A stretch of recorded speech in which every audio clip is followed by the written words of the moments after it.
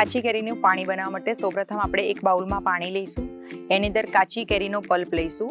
કાચી કેરી ખાટી લેવાની, આપણી જે દેશી કાચી કેરી આવે એ, એનાથી આની અંદર ખટાશ આવી જશે. 2 સ્પૂન જેટલી કોથમીર અને ફુદીનાની પેસ્ટ લીધી છે.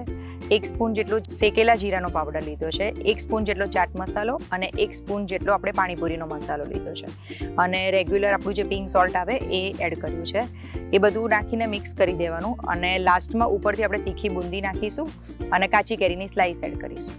તો રેડી છે આપણું કાચી કેરીનું પાણી.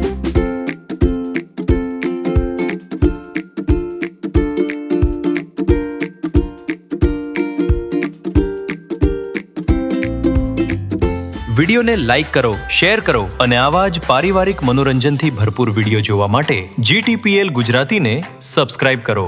બાજુમાં આપેલ બેલ બટન પર ક્લિક કરીને જોડાયેલા રહો દરેક નવા વિડીયો સાથે.